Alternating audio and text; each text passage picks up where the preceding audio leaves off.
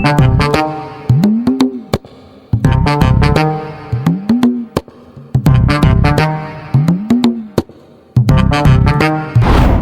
আজ যা পরীক্ষা হইল রে মামা, এরকম পরীক্ষা যদি হয় প্রচুর হাত দিছে, আজ কিছু লিখতে পারিনি, অর্ধেক লিখে চলে আসি।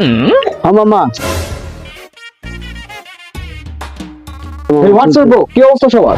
আমরা তো ভালোই ছিলাম, তোর কি অবস্থা মামা? আর বলিস না মামা, কোন রকম দিনকাল যাচ্ছে। আগে বল তোদের পরীক্ষাটা কেমন হইলো? এই তো মামা চলছে কোন রকম হচ্ছে। তোর কি অবস্থা, তোর পরীক্ষা কেমন হইলো? আরে মামা আমারটা কইস না তো, প্রতিবারের মতন এবারে প্রশ্ন লিখলাম, দুইটা প্রশ্ন না লিখতেই আর খাতা কিনে নিল। ও পরীক্ষা দিয়ে আজকে মাথামতি খারাপ হয়ে গেছে, চলে সবজি খাই। আরে মামা সবজি খাইলে তো খাওয়াই যায়, কিন্তু এখন এই সবজি পাবো কোথায়? আরে তোরা কোনো চিন্তা করিস না, আমার কাছে এমন একজন লোক আছে যার কাছে সবসময় সবজির জ্ঞান থাকে। আরে মামা কি বলিস, নাম কি তার? নাম তার সবজি মাহি।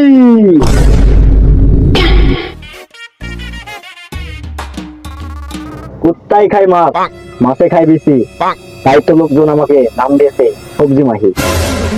বাবা আপনি কি শাড়ি গেলেন? কেন, তোদের কি মনে হচ্ছে?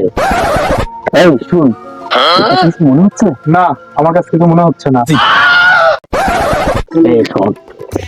এইসব কথা কানে কানে বলবি, কারণ গাছপালারও কান আছে, এত বড় বড় কান আছে, সেই আমি দেখেছি। বাবা কানে কানে।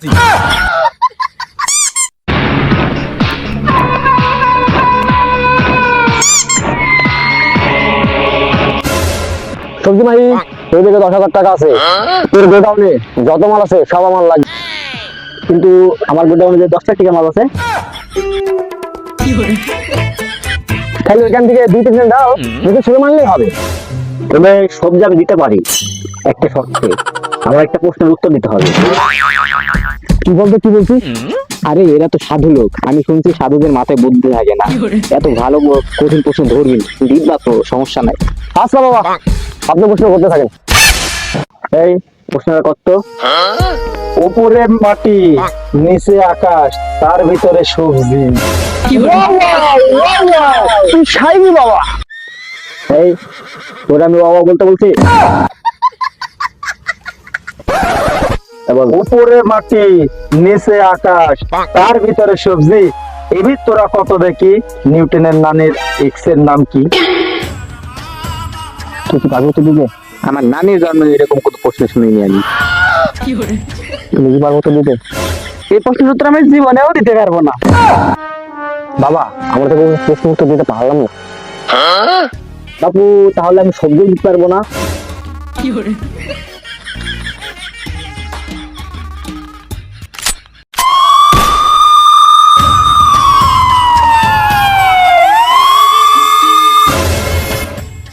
কাম সাহেব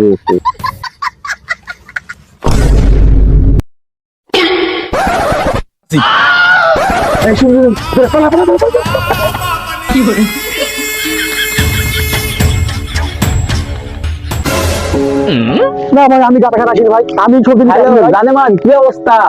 অনেকদিন পর ফোন দিলে দেখছি। আছি তো, আমি যাবো মামা, আগে এদিকে মালও পেলাম, টাকাও বেশ পেলাম, একটা ম্যাচও পেলাম।